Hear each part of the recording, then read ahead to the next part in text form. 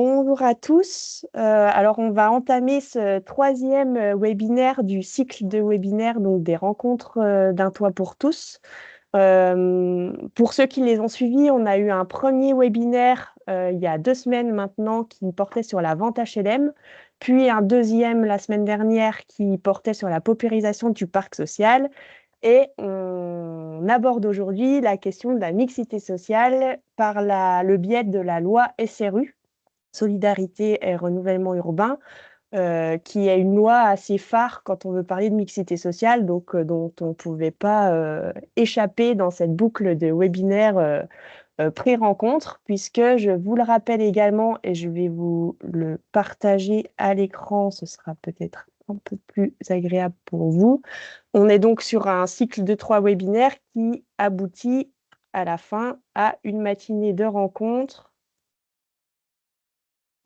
qui auront lieu du coup le 6 février matin dans les locaux de Sciences Po, donc à Grenoble, sur le campus de Grenoble, et donc où on aura l'occasion de parler de différentes choses qui tourneront tout autour des questions de mixité sociale. Donc comme je le disais aujourd'hui, donc on est là jusqu'à 9h30 ensemble. Vous n'avez pas accès à vos micros ni à vos caméras, c'est tout à fait normal. C'est le mode webinaire qui veut ça. Cependant, si jamais vous voulez poser vos questions, vous pouvez le faire alors soit dans le chat, dans les petites bulles qui s'appellent QR, donc vous posez vos questions à l'écrit et on les prendra au fur et à mesure au moment des échanges, donc à la fin des présentations. Et sinon, vous pouvez aussi lever la main et dans ce cas-là, on vous donne la possibilité d'activer votre micro si vous souhaitez poser votre question à l'oral. Donc, comme je le disais, aujourd'hui, on va aborder les enjeux liés à la loi SRU, donc à la loi Solidarité et Renouvellement Urbain. Et on vous propose de le faire en 3 temps et à 3 voix. D'abord avec René Balin, qui reviendra sur l'inscription de cette loi dans une histoire finalement un peu longue, et qui reviendra également sur les obligations qui sont données par cette loi. Ensuite, je vous donnerai quelques résultats sur l'échelle nationale et sur l'échelle plus locale, donc en Isère. Et enfin, Arthur L'Huissier donc, reviendra sur un exemple d'outil qu'on peut mobiliser dans le cadre de la loi SRU, qui est la production de logements dans le diffus, et donc avec l'exemple d'un toit pour tous. Donc, je vous propose tout de suite de donner la parole à René sur l'histoire, finalement, qui a abouti à cette loi SRU.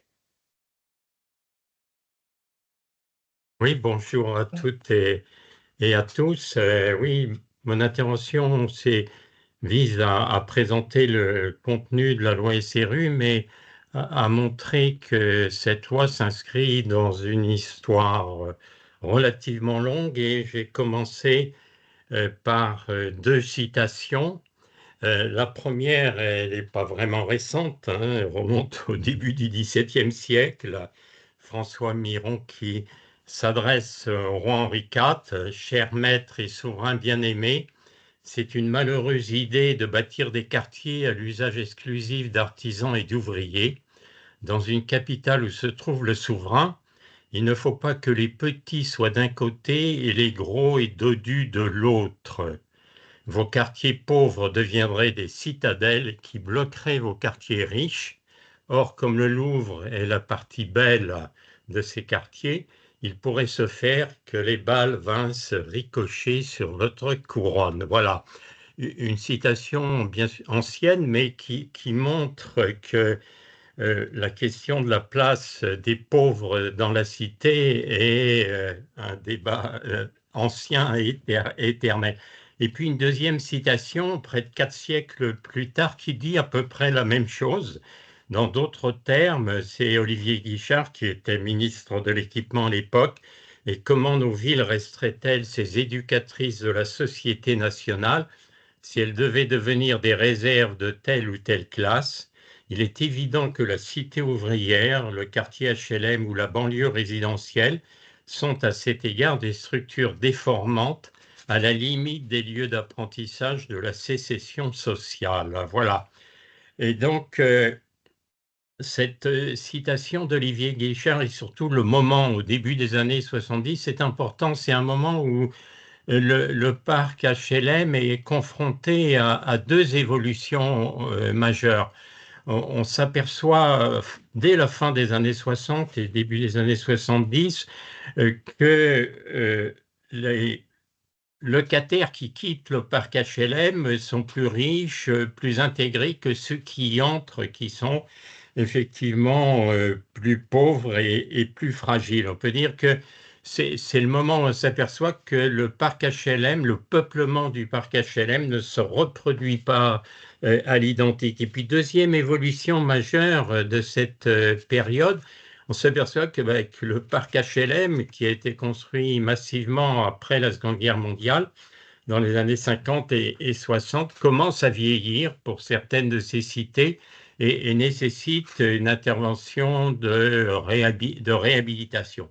Et c'est ainsi que va naître au milieu des années 70, première politique visant la réhabilitation du parc, qui est la procédure Habitat et Vie sociale, qui est inventée par un groupe de hauts fonctionnaires et qui vise à remettre sur le marché des groupes HLM qui ont mal vieilli. Et c'est dans le cadre de la loi, la réforme du financement du logement de 1977, qui a instauré un financement spécifique pour réhabiliter le parc HLM. Et puis, deuxième moment important, tout ça, on est avant, bien sûr, la loi SRU, mais c'est le début de ce qu'on va appeler la politique de la ville, qui est la matrice de la politique de mixité sociale.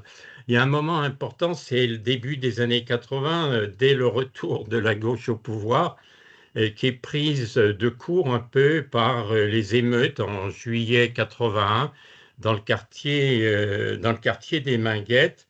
Et Pierre Mauroy, qui est à l'époque Premier ministre, va demander à Hubert Dubedou un rapport sur la situation et ce qu'il conviendrait de faire.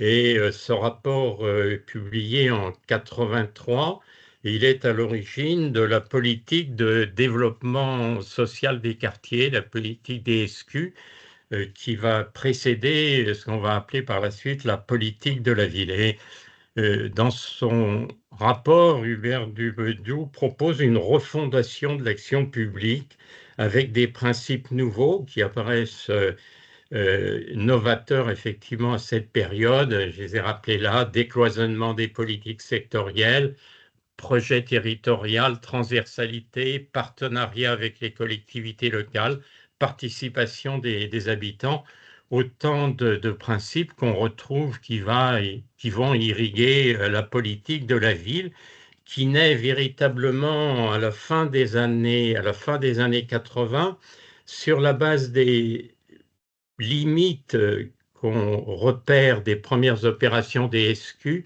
notamment parce qu'elles s'intéressent uniquement à un quartier, alors qu'il apparaît que le projet doit être développé à l'échelle à l'échelle des agglomérations. Et c'est ça qui est à l'origine de la politique de la ville au début des années 90, qui est porteuse d'une dynamique de développement social urbain, justement, à l'échelle des agglomérations. Et puis après, dans le développement de cette politique de la ville, il y a deux moments importants. Il y en a un premier, c'est au début des années 90, puisque c'est à ce moment-là qu'est nommé un ministre de la ville qui a rang de ministre d'État et qui va porter politiquement cette dynamique de développement social et urbain. Et puis avec au début 91, la création d'une nouvelle figure, le sous-préfet à la ville, qui va assurer la cohérence de l'action de l'État au niveau local, dans un dialogue avec les collectivités locales.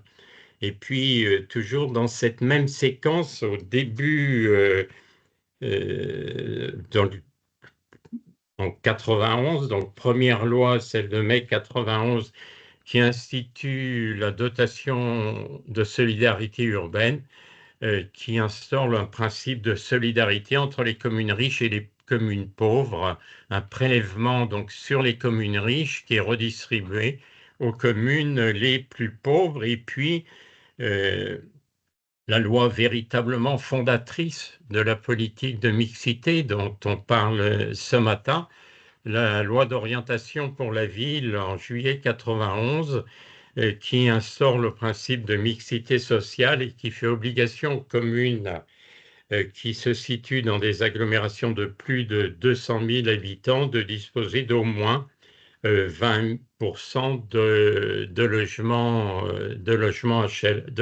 HLM. Ce chiffre de 20%, il ne sort pas de nulle part. En gros, c'est la moyenne des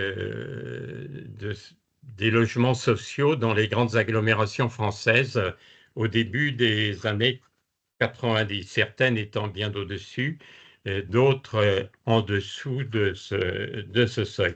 Donc c'est un moment important qui est porteur de mesures fortes en termes de solidarité, solidarité financière, solidarité territoriale et sociale.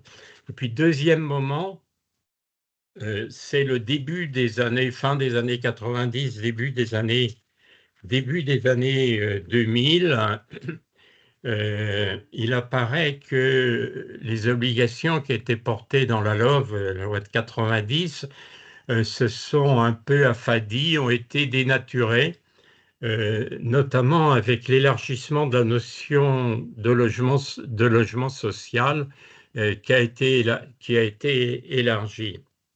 Donc, en 2 ans, là, entre 98 et 2000, on assiste à une relance avec le gouvernement de Lionel Jospin, à une relance de la politique de la ville, un nouveau ministre, la relance des contrats de ville. Et puis, ça s'opère aussi dans un contexte porteur du point de vue des politiques de solidarité, puisque en juillet 98, qui a adopté la loi de lutte contre les exclusions, qui comporte un volet logement tout à fait conséquent et qui porte notamment sur les attributions des logements sociaux.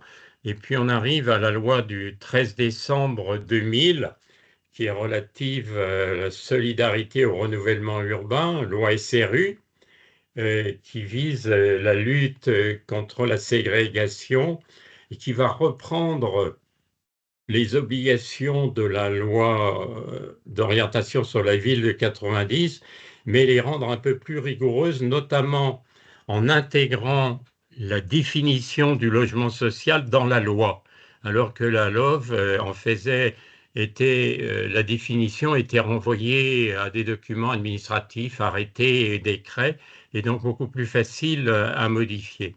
La loi SRU propose une définition du logement social, et toutes les modifications doivent passer par la loi et donc un débat au Parlement. Et donc ces obligations ont été enrichies par 2 lois qui sont venues la compléter. Une loi de 2013 qui va porter, mais je vais reprendre ça, qui va porter l'obligation de 20% à 25%, qui va rajouter aux obligations quantitatives, aux 20 ou 25% des obligations qualitatives, je vais y revenir, et puis qui va majorer le régime des pénalités. Puis une nouvelle loi en 2022, la loi 3DS, qui va aussi compléter. Au total, les obligations portées par ces différentes lois sont les suivantes. Donc, une obligation de produire du logement social dans toutes les communes des agglomérations, toutes les communes de plus de 3500 habitants, sauf seuil qui est porté à 1500 habitants en région parisienne, et qui appartiennent à des agglomérations ou des intercommunalités de plus de 50 000 habitants, là où la LOV fixait ce seuil à 200 000 et agglomération de plus de 50 000 habitants, comprenant au moins une commune de plus de 15 000 habitants. Voilà. Donc, les communes, tu passes là, et voilà.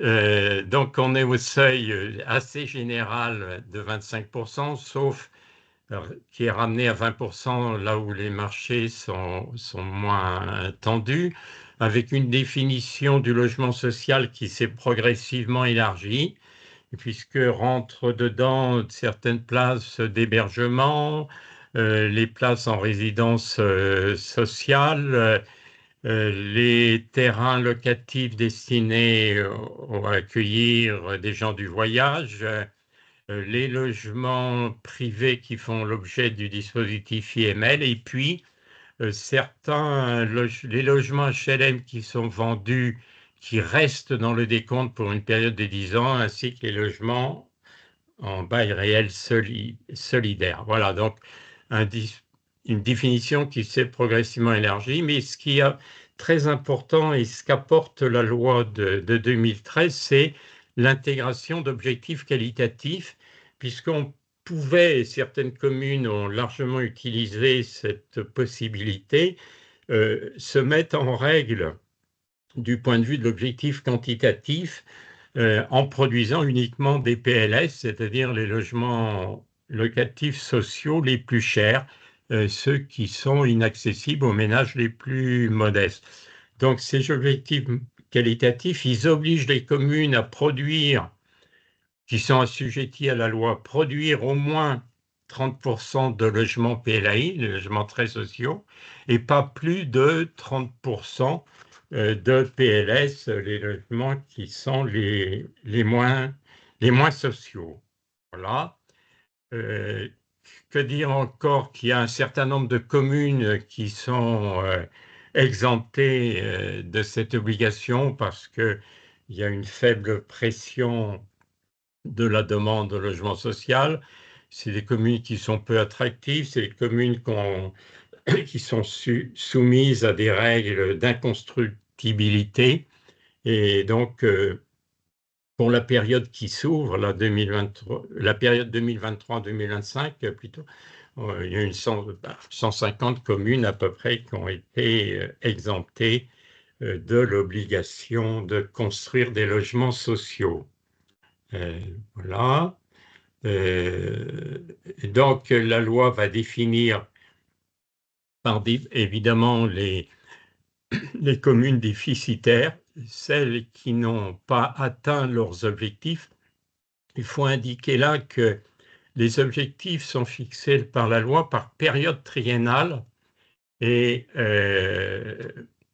en fonction du nombre de périodes triennales à courir, l'objectif pour atteindre le seuil de 20 ou de 25% est divisé par le nombre de périodes à courir. Voilà, je ne sais pas si je suis très clair, mais ça va apparaître plus évident quand on va aborder les résultats de la mise en œuvre de la loi, ce que va faire Marie. Ce qu'il faut juste indiquer, c'est que pour les communes déficitaires, il y a un dialogue qui s'instaure au terme de la période triennale considérée, un dialogue entre le préfet et la commune pour identifier finalement quelles sont les communes de bonne volonté et les communes de mauvaise volonté qui ont traîné les pieds.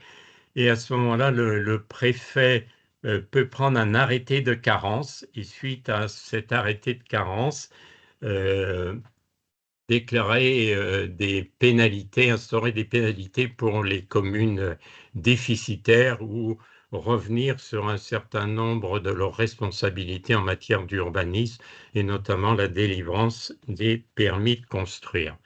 Voilà, j'en ai terminé. Marie, c'est à toi. Eh ben, merci René d'avoir remis la loi dans son contexte historique et puis d'en avoir donné les principales obligations. Maintenant, ce qu'on va essayer de regarder là dans les 10-15 minutes qui viennent, c'est un peu quels résultats cette loi a pu amener. Alors, on va le faire à la fois à l'échelle nationale dans un premier temps et puis après à une échelle un peu plus reciblée, notamment bah, sur l'Isère, puisque c'est le territoire qui nous intéresse ici à Grenoble. Ce qu'on peut dire au niveau national, donc comme le disait René, peut-être je le redis pour que ce soit vraiment clair, effectivement, la loi, en fait, elle donne des objectifs par période de 3 ans. Donc là, les chiffres que vous allez voir apparaître dans les diapos, ils concernent très globalement la dernière période pour laquelle on a eu un bilan, du coup, qui est celle qui s'est étendue sur 2020, 2021, 2022. Euh, Puisque, voilà, donc 2020 à 2022, ça fait bien 3 ans. Et donc, il y a eu un bilan qui a été fait après cette année 2022 pour voir quels résultats a apporté la loi SRU sur ces 3 dernières années complètes. Et ce qu'on peut dire, c'est que c'est un bilan qui est quand même assez décevant, avec des résultats de production qui sont globalement en baisse. Euh, sur la période donc 2020-2022, on avait 1022 communes qui étaient assujetties aux obligations de la loi SRU, donc qui devaient répondre à des objectifs à la fois quantitatifs et qualitatifs, comme l'a rappelé René. Ces 1022 communes, elles ont réussi à elles toutes, donc là c'est les chiffres au global, à produire effectivement 185 651 logements sociaux, donc à elles toutes. Alors que l'objectif fixé pour l'ensemble de ces communes devait atteindre normalement 278 177 logements. Donc, si on rapporte les productions effectives aux objectifs qui étaient fixés au début de la période de 3 ans, on voit qu'on n'a atteint finalement que 67% de ces objectifs. Donc, il n'y a que 67% des logements sociaux qui auraient dû être réalisés, qui l'ont effectivement été dans la réalité. Le graphique à droite de la slide, il est assez intéressant parce qu'il montre aussi que la période 2020-2022, finalement, elle a été un peu moins bonne dans les taux d'atteinte des objectifs pour l'ensemble des communes par rapport à ce qu'on avait sur les deux périodes triennales précédentes, à savoir 2014-2016, où on avait eu 106% de taux d'atteinte des objectifs globaux, et 2017-2019, on était à 116%. Donc, la période 2020-2022 semble quand même assez décevante comparée aux deux périodes triennales précédentes. Là, j'ai essayé de vous remettre un petit schéma un peu en entonnoir pour que vous puissiez comprendre et qui reprend en fait ce que vient de dire René dans les obligations de la loi. Euh, donc, comme je le disais, pour la période triennale 2020 à 2022, on avait 1022 communes qui étaient soumises à la loi SRU. Parmi ces 1022 communes, il y en a 311 qui ont atteint leurs objectifs, donc qui ont atteint leurs objectifs à la fois quantitatifs et qualitatifs. Ça fait 30% à peu près de l'ensemble des communes soumises à la loi. Et il y en a quand même 711 qui n'ont pas atteint leurs objectifs, donc 70% des communes qui auraient dû les atteindre, qui ne les ont pas atteints. Et parmi ces 711 communes qui n'ont pas atteint leurs objectifs, on peut distinguer celles qui ont atteint leurs objectifs qualitatifs mais pas quantitatifs d'un côté, celles qui ont atteint leurs objectifs quantitatifs mais pas qualitatifs de l'autre, et celles qui ont atteint en fait aucun des deux objectifs, ni quantitatif ni qualitatif. Donc c'est pour ça que je vous ai remis parmi ces 711 communes qui n'ont pas atteint leurs objectifs, il y en a 73 qui n'ont pas atteint leur objectif qualitatif, mais qui ont respecté leur objectif quantitatif. Donc, en gros, qui ont produit le volume de logements sociaux qui était demandé, mais qui n'avaient pas au moins 30% de PLAI et moins de 30% de PLS, donc au moins 30% de logements accessibles aux tranches les plus modestes de la population et moins de 30% accessibles aux tranches les plus aisées de ceux qui peuvent avoir accès au logement social. Il y en avait 357 qui n'ont pas atteint leur objectif quantitatif, mais qui par ailleurs, dans ce qu'ils ont produit, avaient cette bonne répartition qualitative entre les logements faits pour les personnes les plus modestes et les logements qui sont accessibles pour les personnes les plus modestes de la catégorie concernée. Et 281 communes qui n'ont donc pas atteint ni l'objectif en volume, donc quantitatif, ni l'objectif qualitatif de répartition des bonnes typologies de logements sociaux. Et parmi ces 711 communes qui n'ont pas atteint leur objectif, il y a eu 341 communes qui ont été carencées au bout de la période. Donc, comme le rappelait René, cette carence, elle est dictée par le préfet, en fait. Et donc, ça fait quand même 50% des communes, enfin, ça fait 50% des communes déficitaires qui sont effectivement carencées au bout de la période, ce qui peut paraître assez peu, finalement, quand on regarde les chiffres. Et je vous ai quand même remis parmi ces communes carencées, il y en a 146 qui sont dites multirécidivistes. C'est les communes qui ont déjà été carencées plus de 3 fois, donc dans les résultats des périodes triennales précédentes. Et encore pire que ça, parmi ces 146 communes récidivistes, il y en a quand même 12 qui ont été systématiquement carencées pendant les 6 premières périodes triennales donc qu'on a connues jusqu'à maintenant. Donc en fait 12 voilà, qui sont vraiment des mauvais élèves en matière de loi SRU. Alors là, je vous ai remis deux graphiques qui sont en fait tirés d'une note qui a été réalisée par la Fondation Abbé Pierre sur donc les taux SRU. Mais je trouvais intéressant de vous remontrer ces deux graphiques aujourd'hui. Ce qu'on peut dire d'abord, avant de commenter les graphiques que vous avez à l'écran, c'est que finalement, les résultats de la loi SRU, ils sont quand même globalement assez positifs. Depuis 2010, on a à peu près la moitié des nouveaux logements sociaux qui sont implantés dans des communes SRU déficitaires. Donc, c'est quand même un résultat pas négligeable, même si les efforts des communes et des régions sont assez inégaux les uns avec les autres. Mais c'est ce qu'on verra ensuite.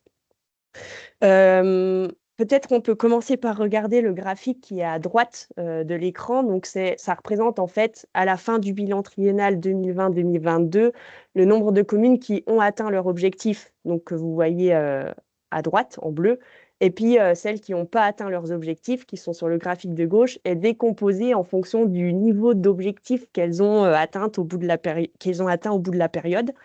Ce qu'on peut dire, c'est que la couleur rouge, là, les 222, c'est les communes qui ont atteint entre 0 et 20% des objectifs qui leur étaient fixés. Donc, c'est quand même très, très peu.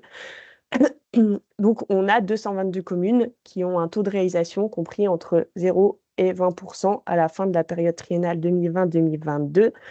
On les retrouve sur le graphique de gauche. C'est les 222 que vous avez dans le premier, tout à gauche du graphique de gauche. Et ce qu'on peut dire, c'est que du coup, à la fin de la période 2020-2022, on a quand même 2 fois plus de communes dans cette situation que ce qu'on connaissait à la fin de la période triennale précédente, à savoir 2017-2019.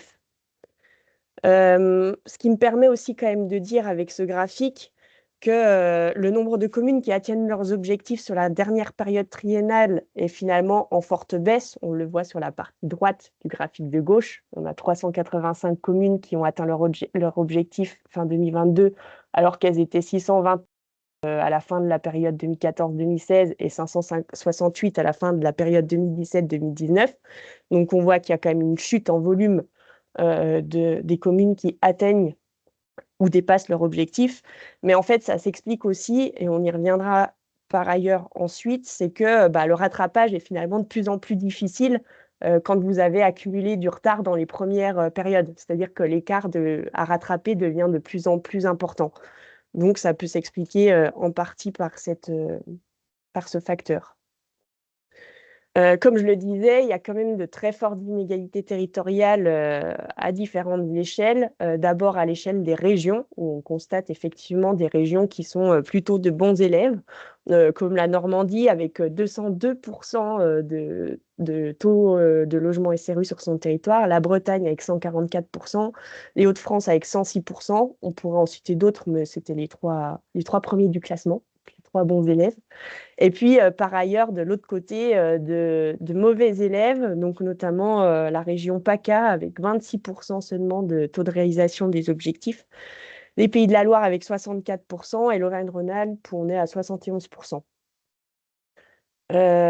Donc, on a quand même des inégalités entre régions, mais on constate également des inégalités à l'échelle plus des communes, et notamment si on regarde les grandes villes de France, qui sont particulièrement en difficulté quand on regarde leurs résultats au niveau des taux SRU, puisque parmi les 12 villes de plus de 100 000 habitants, il n'y en a qu'une seule qui a réussi à atteindre ses objectifs, donc quantitatifs et qualitatifs, c'est Montpellier.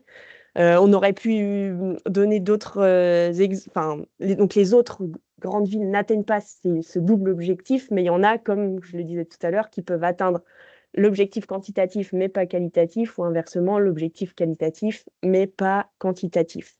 C'est par exemple le cas pour Paris, qui a respecté ses objectifs quantitatifs mais qui n'a pas su bien répartir qualitativement ses logements sociaux SRU. Et pour l'exemple inverse, on a Annecy ou Aix-en-Provence qui, elles, ont respecté leurs objectifs qualitatifs, mais sans pouvoir atteindre le volume quanti d'objectifs qui leur avaient été fixés au début de la période. Et quand même, on peut citer des très très mauvais élèves qu'on a appelés ici les communes réfractaires, qui ont des taux SRU très très bas, notamment Neuilly-sur-Seine avec 1% ou Rambouillet avec 2%. Voilà, donc c'était pour vous faire un petit topo à l'échelle nationale. Et on peut se demander d'où vient un peu ce bilan finalement.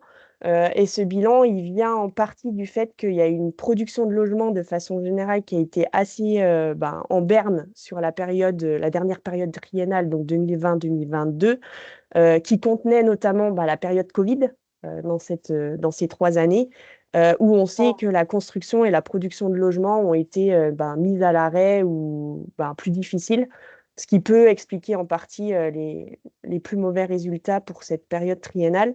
Le secteur HLM a aussi fait les frais d'une politique assez défavorable pour le logement social dans cette période. Je pense notamment à la réduction de loyer de solidarité, donc la RLS. Je pense également à la quasi-disparition des subventions pour le logement social. Et tout ça en parallèle d'une inflation qui a fait augmenter les prix à la fois des énergies, des matériaux, et donc qui a pénalisé le secteur de la construction de façon générale, mais également celui de la production de logements social. Et puis, on avait aussi, c'est un peu ce que je vous expliquais précédemment, des objectifs triennaux donc pour 2020-2022 qui étaient significativement plus élevés que lors des périodes triennales précédentes, parce qu'effectivement, quand vous accumulez du retard depuis l'année 2000, forcément, les objectifs vont être plus élevés sur la dernière période triennale concernée, donc 2020-2022. Autrement dit, on aurait pu s'appliquer l'adage ce qui est fait n'est plus à faire, mais au contraire, tout ce qui n'a pas été fait reste à faire. Donc, en gros, vous augmentez vos objectifs potentiels au fur et à mesure que vous ne les réalisez pas dans votre période. J'espère que c'est assez clair.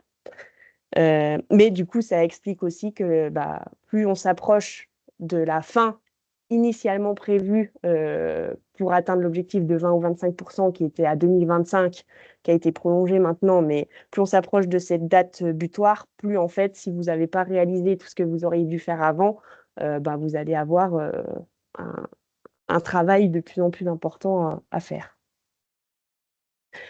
Et donc, on en vient à l'Isère, donc où j'ai essayé de vous répercuter un peu le premier schéma que si vous reprenez le PowerPoint ou le webinaire, vous pourrez mettre en parallèle pour voir par rapport aux chiffres à l'échelle de la France. Là, on est sur l'état des lieux au 1er janvier 2023, donc en Isère. On a 49 communes qui sont soumises à la loi SRU, donc pour la période triennale qui s'ouvre, donc 2023-2025. En 2023, on avait 31 communes qui ont atteint leur objectif, donc plus de 60%. Donc, par rapport aux chiffres présentés tout à l'heure à l'échelle nationale, on est plutôt pas mauvais. Et on en a 18 qui n'ont pas atteint leurs objectifs, donc soit quanti, soit quali. Et parmi ces 18, il y en a 9 qui sont carencés, donc c'est 50% des communes déficitaires. Donc là, sur les communes carencées, on est à peu près dans les taux présentés pour les chaînes nationales. Et donc, au 1er janvier 2023, on était à un total de 82 611 logements sociaux décomptés au titre de la loi SRU pour le département de l'Isère. Je dis bien décompté au titre de la loi SRU parce qu'il y a toujours un amalgame qui peut être fait, effectivement, quand on regarde un peu les données. C'est ce que rappelait René tout à l'heure quand il a refait les obligations de la loi. En fait, il n'y a pas que les logements sociaux des bailleurs sociaux qui sont décomptés dans les logements sociaux pris en compte pour la loi SRU. Il y a tout ce qui a été rappelé tout à l'heure par René en plus. Mais c'est important de l'avoir à l'esprit parce que quand on dit logement social, on a tendance à penser directement logement de bailleurs sociaux, alors que là, c'est un peu plus ouvert dans la définition qu'on donne au logement social. Et donc, comme je disais, par rapport aux résultats nationaux, on est plutôt pas trop mal, pas si mal que ça, même si évidemment on peut faire mieux. Mais ça veut quand même dire qu'il y a à peu près 2 communes sur 5 qui respectent toujours pas les obligations qu'elles auront à respecter au final aujourd'hui. Pour le territoire de l'Isère, donc encore une fois, on voit des fortes inégalités territoriales, hein. Ça ne fait que rappeler ce qu'on a déjà évoqué pour la partie à l'échelle nationale. Pour l'Isère, on a 11 communes qui ont des taux SRU au 1er janvier 2023 inférieurs à 15%, dont le taux le plus bas est à 6,5% de logement social, et c'est la commune de Saint-Savin.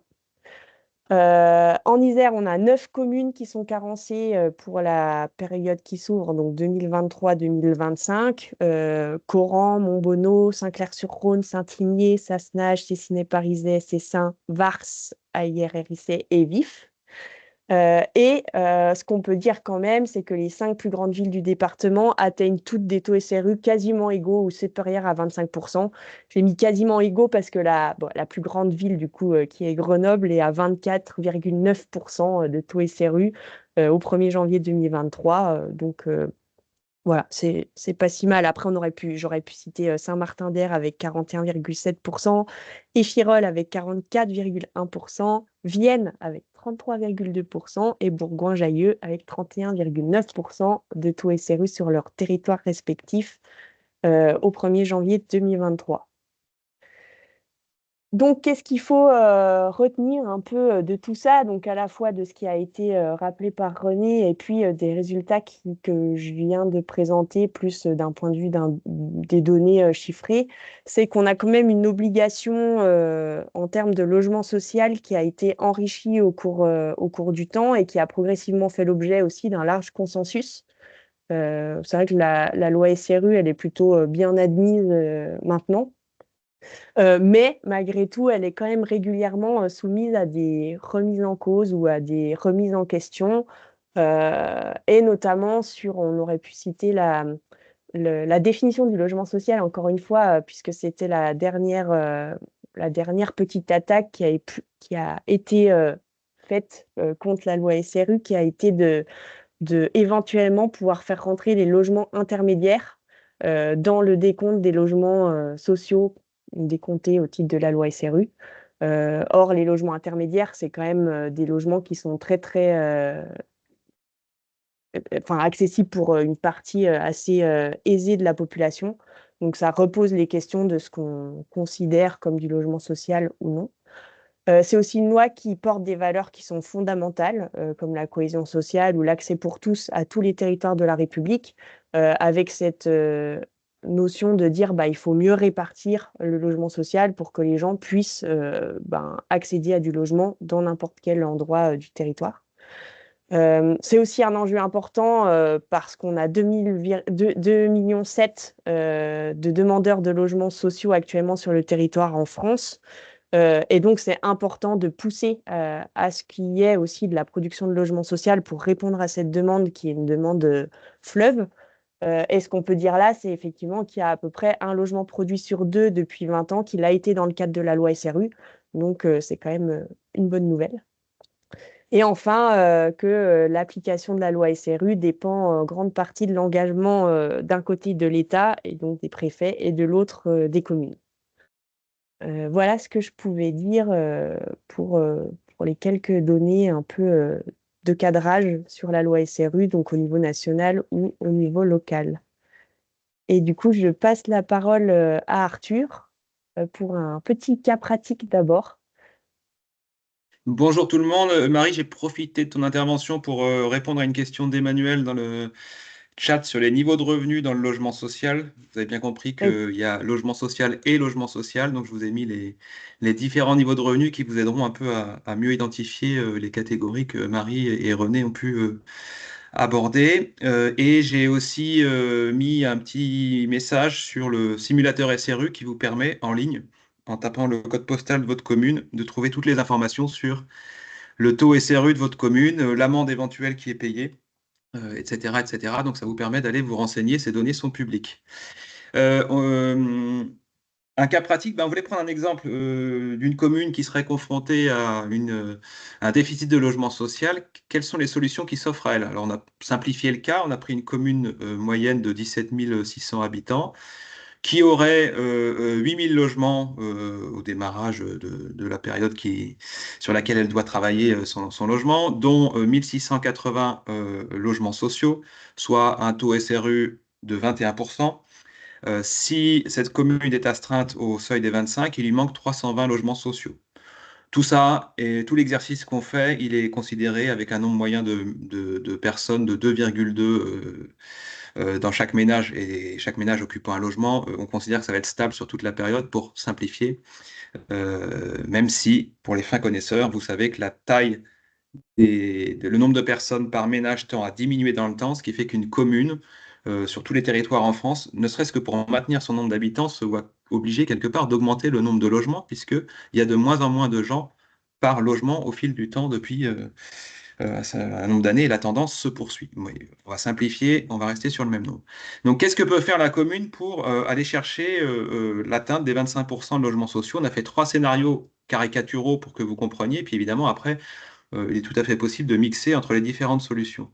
Le scénario 1, il consisterait à dire, je vais prendre des logements du parc privé, je vais les acheter ou les transformer d'une manière ou d'une autre, on y reviendra derrière, en logements sociaux. Voilà, j'en achète 320, je fais acheter par des bailleurs ou autres. Du coup, ils deviennent logements sociaux. Du coup, je me retrouve avec 320 logements sociaux en plus et le même nombre de logements totaux à atteindre 25% de logements sociaux. Et ma croissance la croissance de la commune, de la taille de la commune est nulle. On peut penser qu'il y aura le même nombre de personnes au total dans ces logements, qui seront exactement les mêmes sur la commune. Certains auront juste fait évoluer leur niveau de loyer en devenant logements sociaux. Scénario 2, je fais construire, je rajoute des logements et je rajoute uniquement des logements sociaux. Puisque je vais accélérer, je rajoute que des logements sociaux en faisant construire, en faisant de la transformation d'usage. Ça peut être de transformer des locaux professionnels en logements, etc. Bref, je crée des nouveaux logements. Ces nouveaux logements sont uniquement des logements sociaux. Et pour atteindre mon taux de 25%, il faut que j'en produise 427. Puisqu'évidemment, ces logements vont s'ajouter et au numérateur et au dénominateur de mon calcul. Ce qui fait que dans ce cas-là, ma commune devra atteindre 8 427 logements avec le nombre de personnes par logement. J'estime que la croissance de la population sera environ de 5,3%. Mécaniquement, ça va augmenter le nombre de logements sur la commune et donc faire croître la population. Ça veut dire que ça a un impact potentiellement sur d'autres services publics ou d'autres conséquences sur la commune. Et puis le troisième scénario, c'est le scénario qu'on a pu connaître ces dernières années sur un certain nombre de communes, en disant finalement c'est les promoteurs privés qui font la production de logements sur le territoire. Ils ont une obligation potentiellement de faire 30% de logements sociaux dans chacun des programmes de construction qu'ils établissent. Voilà. Mais si on s'en remet que à ce levier-là, vous voyez bien que chaque immeuble qui serait construit va avoir un effet de rattrapage assez faible, puisqu'il serait, si on s'en borne au minimum, à 30% de logements sociaux. Si jamais on est dans ce scénario-là, on voit bien que pour atteindre les 25%, il faudrait qu'on construise 6400 logements, dont 1920 logements qui seraient des logements sociaux. Le mécanisme, c'est qu'un bailleur social va l'acheter au promoteur ça s'appelle en VFA, une vente en état futur d'achèvement. Donc le bailleur social, comme un particulier, va acheter sur la base du programme des logements sociaux au promoteur. Et si on fait ça, pour atteindre les 25%, et ça veut dire que la commune aura atteint 14 400 logements et que la population aura atteint 31 680 personnes, donc une croissance de 80%. Voilà. Donc, il y a dans ces 3 hypothèses, qui peuvent être complètement mixées, il y a différents outils aussi à la main des communes pour mixer ces scénarios. On voit bien que ça peut avoir un impact bien au-delà du logement et de la politique du logement sur la commune. Derrière, Si vous augmentez la taille de 80%, il faut des écoles, il faut de la voirie, il faut tout un tas de services publics. Donc, selon la stratégie, les enjeux du territoire, la façon dont on peut répondre aux besoins de la loi SRU est très variée et doit être, on va dire, prise en compte dans une politique globale de la commune. Derrière le scénario 3, on peut avoir l'idée de dire, bah, j'ai moins besoin d'investir, je laisse ça au marché privé, voilà, puisque potentiellement les logements eux-mêmes vont coûter moins cher, on peut le penser, mais attention, il va falloir quand même être capable derrière de dégainer tous les services publics et tous les investissements nécessaires à l'environnement de cette population qui va croître de manière exponentielle.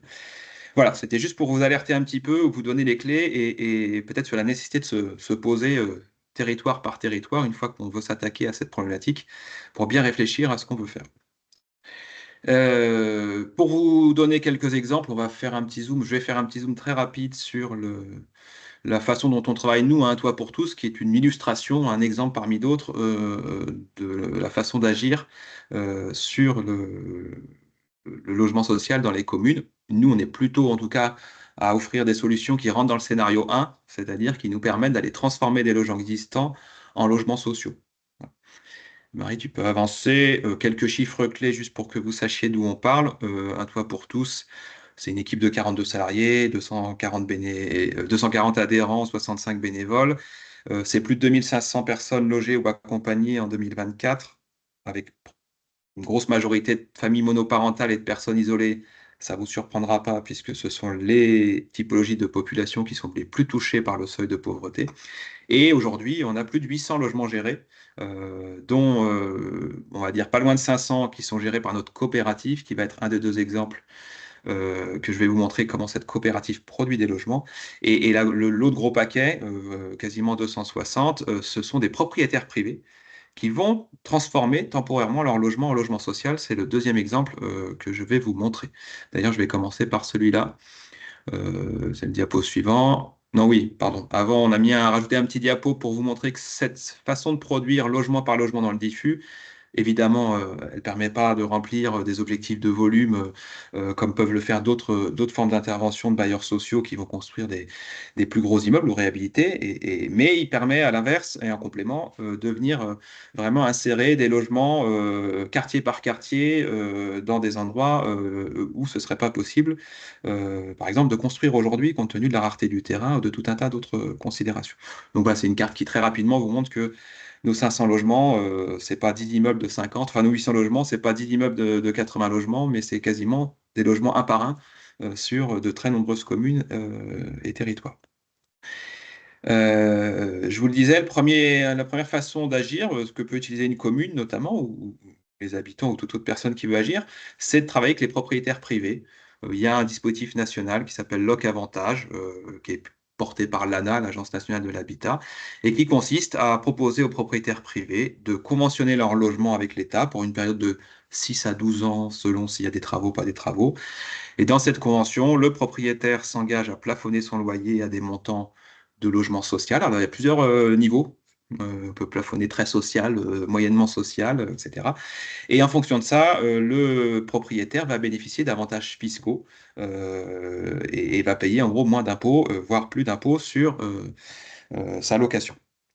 Ça permet de transformer concrètement ce logement en logement très social ou social pendant 6 ans, 12 ans. Il est tout à fait possible, et c'est ce que font la majorité des propriétaires, pour ça, de s'appuyer sur un opérateur comme Un Toit pour tous en Isère, mais sur d'autres territoires, et donc de confier un mandat de gestion à notre agence immobilière à vocation sociale, qui va assurer la gestion locative contre des honoraires prélevés sur les loyers et permettre la sécurisation des risques locatifs, aider le propriétaire à faire cette fameuse convention avec l'État, accompagner les ménages, etc., etc. Ces logements-là, vous voyez bien que un des avantages, c'est que c'est assez réactif. C'est-à-dire que si vous arrivez à convaincre 15, 20, 30 propriétaires de conventionner, quitte à les appuyer, peut tout à fait mettre en place une politique territoriale municipale sur ces sujets, et ben ça peut être autant de logements qui sont créés très très rapidement. C'est-à-dire que comme ils existent déjà, un conventionnement, ça peut se faire en 2-3 mois. On n'est pas soumis à la durée de production d'un logement social classique qui nécessite un agrément, une construction, un permis de construire, etc. Donc, c'est un outil qui peut être assez réactif et qui compte dans la loi SRU, c'est-à-dire que dans le décompte, annuel qui est fait par les services de l'État de chaque commune, les logements qui sont conventionnés dans ce cadre-là comptent pleinement et entièrement comme des logements sociaux. Et la deuxième façon, une autre façon, c'est pas les seules, hein, mais par laquelle nous, on agit en tout cas au sein d'Un Toit pour tous, c'est par notre coopérative qui va acheter directement des logements. Donc voilà, je vous ai mis quelques éléments très rapides sur la coopérative, est une coopérative dans laquelle on retrouve notamment l'association Un Toit pour tous et un bailleur social isérois Pluralis, avec un capital variable qui commence à être significatif et qui évolue chaque année. La société dispose d'un agrément ESUS, donc il est tout à fait possible à tout le monde de venir contribuer ou d'acquérir des parts sociales. Si jamais ça vous intéresse, vous pouvez vous renseigner auprès d'Un Toit pour tous. On a aujourd'hui voilà, près de 500 logements qui sont dans le diffus. Alors vous avez une première photo en haut d'un exemple d'une bâtisse, à gauche avant travaux, à droite après travaux, sur Sassenage. Je vous ai mis quelques exemples dans les diapos suivantes pour que vous compreniez bien de quoi on parle. La majorité de notre production, elle est plutôt basée sur la diapo suivante, Marie, je ne sais pas si ça... Voilà, sur des logements classiques en copropriété, un immeuble, là c'est à Grenoble l'exemple, un logement de 55 mètres carrés, vous avez un prix de revient, un coût des travaux moyen. Alors comme cette opération elle a quelques années, le coût des travaux il a un peu augmenté comme on a pu le connaître. Qu'est-ce qu'on fait dans les coûts des travaux? On va intégralement refaire le logement et surtout lui faire gagner 2 à 3 étiquettes énergétiques pour s'assurer que concomitamment au loyer qui va être très très bas, on puisse avoir une maîtrise des charges et notamment des charges d'énergie qui soient très très basses. Bah voilà, vous voyez, quand on achète un logement dans cet immeuble-là, boulevard de l'Esplanade à Grenoble, et ben on vient l'intégrer dans un quartier où il y a un nombre de logements sociaux limité et où on a tout le potentiel d'attractivité du quartier, les commerces, la mixité sociale, etc., etc. Et là, on rejoint à notre question de la mixité sociale. Pour nous, Un Toit pour tous, c'est un facteur d'intégration important pour les familles qui vont se retrouver dans un environnement mixte et pas dans un environnement potentiellement, on va cumuler des familles qui, à un instant T, vont avoir un certain nombre de problèmes à résoudre. Ça, c'est la majorité de nos logements et de plus en plus, mais pour l'instant, on va dire à la marge, une dizaine de pourcents de notre parc, on est amené à traiter des monopropriétés, c'est-à-dire des bâtisses en entier. Alors là, c'est un exemple à Gières. Avant, c'était une grange, hein, ce bâtiment-là, dans lequel on a fait 2 logements très sociaux. Tu peux passer, Marie, on a d'autres exemples. Voilà, dans le Pays voironnais. Et ça, on voit bien que c'est un des enjeux majeurs aujourd'hui dans les programmes locaux de l'habitat, notamment des zones périurbaines, ces villages, parfois villages un peu routes, qu'on connaît, dans lesquels il y a des bâtisses assez anciennes, qui sont de plus en plus abandonnées ou vacantes, et sur lesquelles il y a des travaux à entreprendre pour pouvoir les adapter. Donc là, on a, sur cette opération-là, réalisé 2 logements, en même temps qu'on a créé un escalier commun avec la copropriété voisine, et on a, vous voyez, le résultat, c'est que ça contribue aussi à la réhabilitation, un bout de la réhabilitation de la commune, pour essayer de revitaliser un petit peu ces centres-bourgs. Voilà, on a d'autres exemples comme ça sur des bâtisses sur lesquelles on nous appelle, et puis peut-être encore un ou deux autres derrière. Voilà, ça c'est un enjeu fort, notamment avec les lois zéro artificialisation, avec les programmes locaux de l'habitat qui veulent éviter l'étalement urbain, peut-être arrêter la production de lotissements tels qu'on a pu connaître sur ces dernières années. Ça veut dire notamment aller s'attaquer à ce type de tènement. Alors soit détruire et reconstruire un immeuble, il y a des enjeux autour de ça pour densifier, soit réhabiliter en l'état, en gardant les mêmes volumes, pour redonner vie pour une cinquantaine d'années à ces logements-là. Voilà, tous ces exemples-là, à l'exception, on va dire, du conventionnement des propriétaires privés, ils nécessitent notamment de reprendre un petit peu la main et d'avoir une politique foncière à l'échelle des intercommunalités. Donc voilà, c'est quelque chose sur lequel on essaye d'agir et de convaincre les décideurs publics qu'il est nécessaire petit à petit de redévelopper des outils qui permettent d'agir sur le foncier à long terme, puisqu'on a un certain nombre de communes et la majorité sur tout le territoire, c'est une tendance lourde, qui ont petit à petit perdu la main sur le foncier qui est abandonné au marché et qui fait qu'après on arrive à des difficultés pour pouvoir agir de manière structurelle pour recréer des logements qui soient adaptés au niveau de revenus de la population. Voilà ce que je voulais vous dire. Et bien sûr, si ces exemples vous intéressent ou vous voulez en savoir plus, on est à votre disposition. Eh ben, merci pour ces interventions. Je vais regarder s'il y a des choses dans le chat. Alors, Paul, quelles sont les communes de l'agglomération déficitaires qui ne sont plus carencées? Amont-Desserus. Alors là, je pense que tu peux te reporter au PLH, notamment de Grenoble-Alpes Métropole, qui fait toute la liste des communes qui sont carencées ou plus carencées. Voilà, je pense que tu peux te reporter à ce document-là. Donc, sur le site de la métropole, vous avez donc le Ouais, PLH, le programme local de l'habitat, qui donne les grandes orientations pour les 5 prochaines années, ou à minima, sur la production de logements et de logements sociaux à l'échelle de l'agglomération et qui contient sur le site un certain nombre de bilans du programme précédent et un certain nombre de données comme celle que vous cite Marie.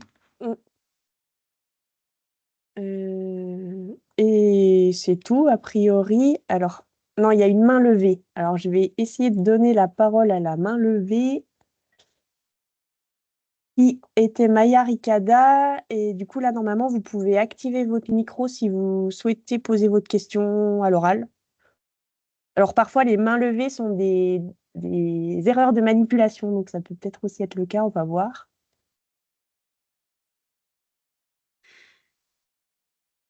Non, alors c'était peut-être une erreur de manipulation, effectivement.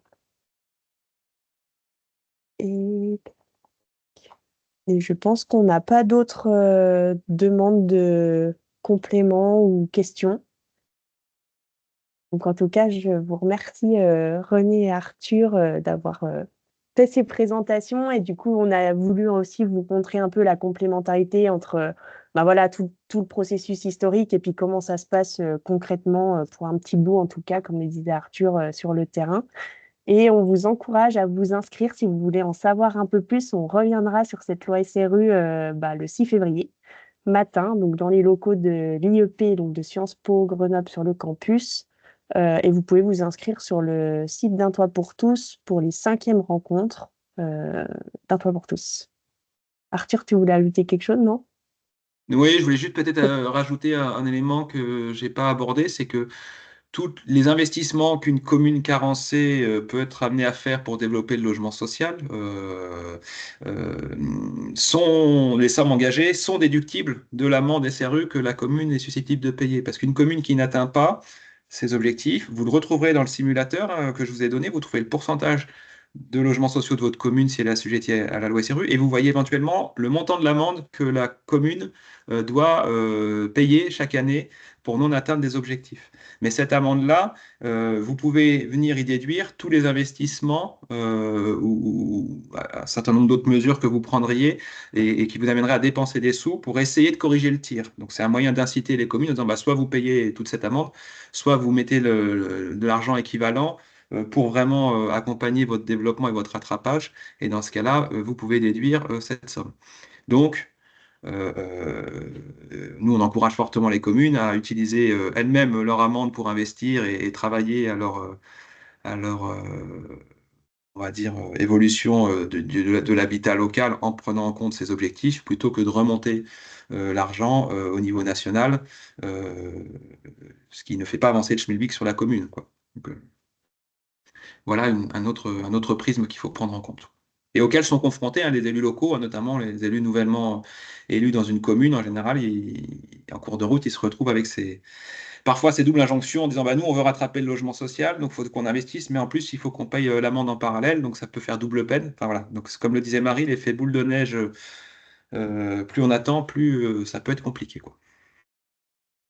Eh ben, merci pour ces éléments complémentaires et donc de conclusion. Et puis, bah, bonne journée à tous et on espère vous retrouver le 6 février matin à Sciences Po. Bonne journée.